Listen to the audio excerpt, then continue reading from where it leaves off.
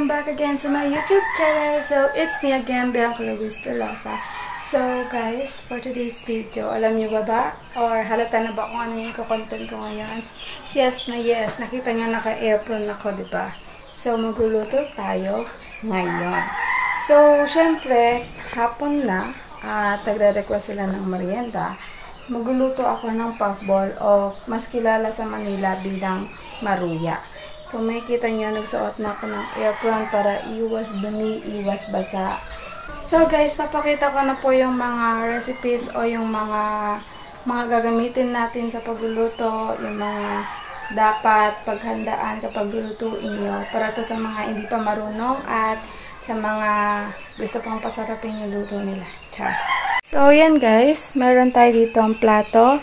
Meron tayong palangganita, sandok, kutsilyo, mantika, harina, sugar, mga banana. Okay. So, syempre, hindi din mawawala si hot water. Kailangan ko yan, guys. So, let's go na. So, magtatali muna ako, guys, para hindi malaglag yung buhok ko sa gagawin ko o lulutuin ko.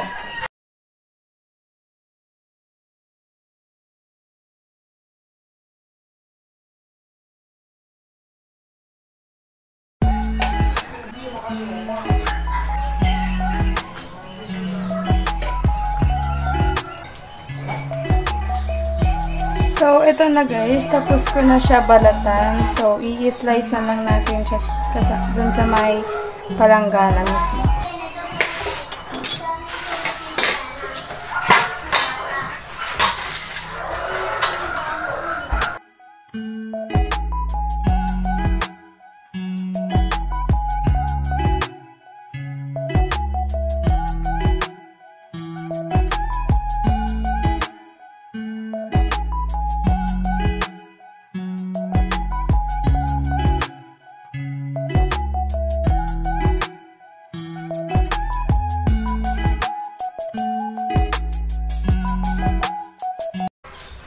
So, ito na siya guys, nung nahiwa-hiwa or na-slice na. Ganyan yung itsura niya. Yan. So, next ko naman guys is yung harina. So, meron pa tayo natira dito ang konti, kaya ito muna yung gagamitin natin. Dadagdagan na lang natin. Ito.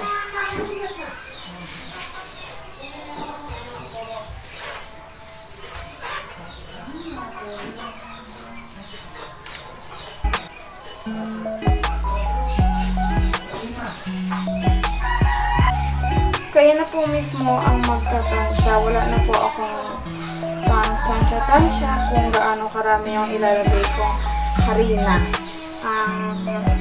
Basta lang guys is pagtatansyahin mo siya. Okay lang naman kung masobrahan kasi makakain din naman siya.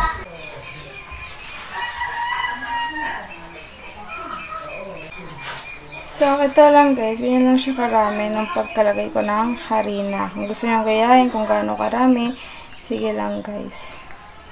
Yan. Kung konti lang yan. Dadagdagan ko lang yan guys kung mas makikita pa yung mga saging. Dapat kasi makatapunan siya ng harina. Parang masarap. Char.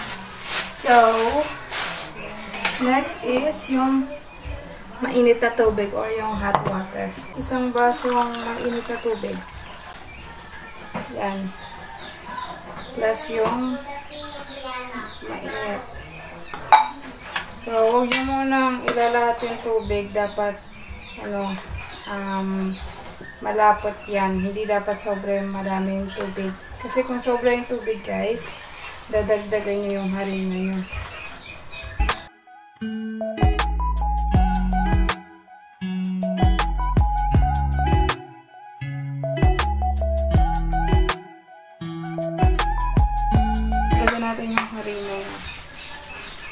Dagdagan na natin dahil sumobra tayo.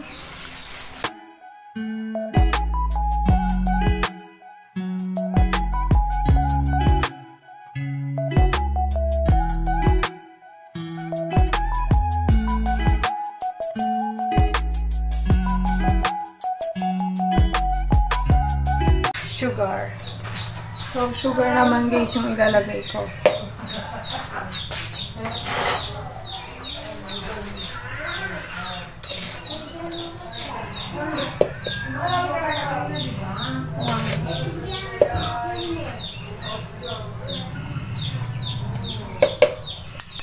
Okay na yung dalawa. Dalawa lang para hindi matamis. Sweet. Sweet lang, sweet.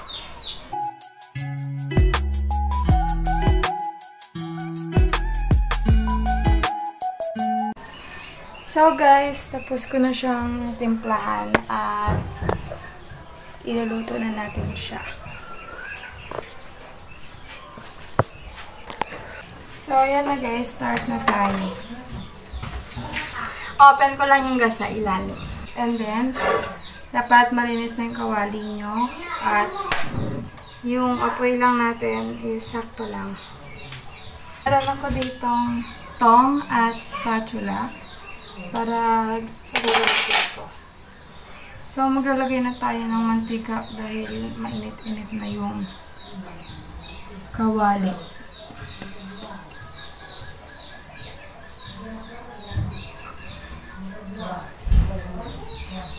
Okay na yung ganito karami. Okay, sana kung magkakaparehas tayo ng kawali, walang problema. Okay na yung ganyan karami, guys. So, ayan siya.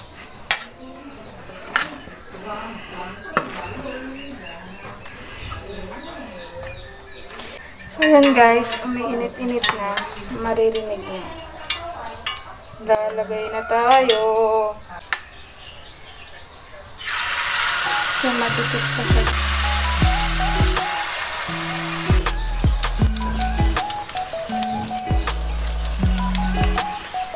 Lagyan pa natin ng mantika.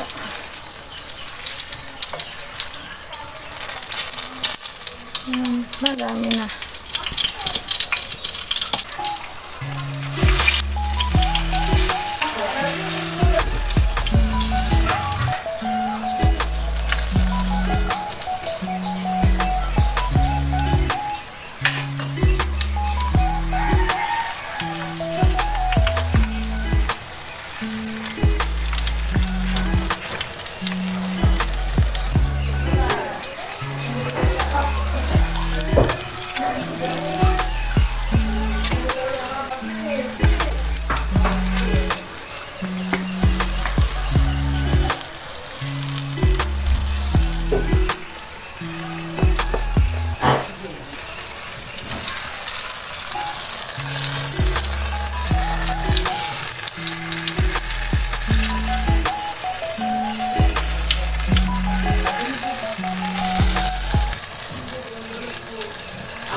Nagutom na ako. Kainin ko na ito.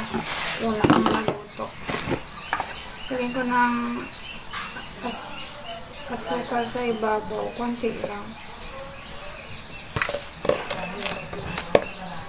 Para masarap pa. Manamis. So that, yan.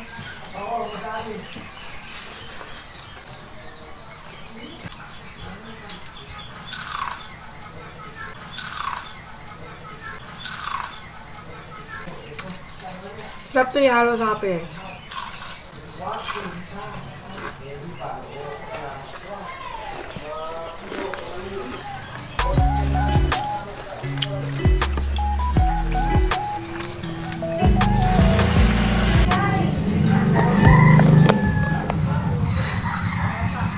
Kain ulit.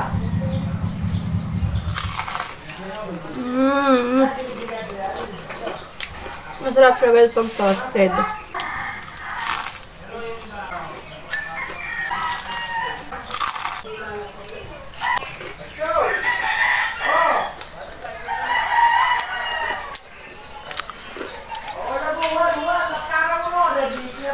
Ang sarap.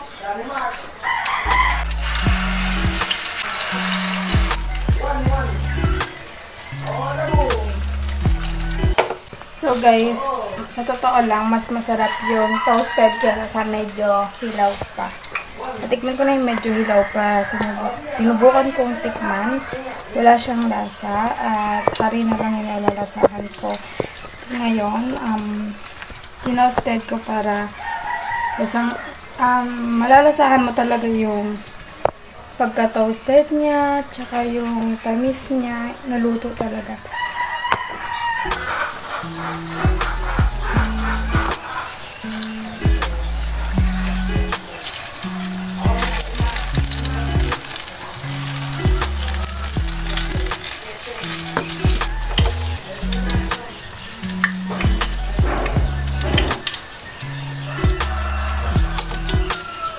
So guys, ito na.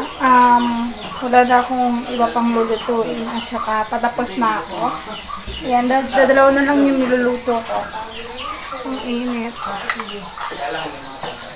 Ayan siya guys. Sarap.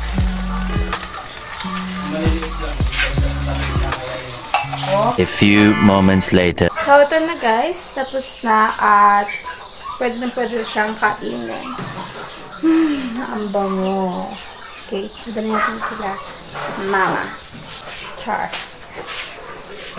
Bigyan mo sila papa mo na rin. Guys. Bigyan mo sila papa mo.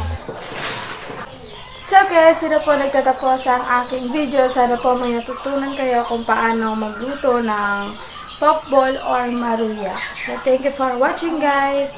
Bye!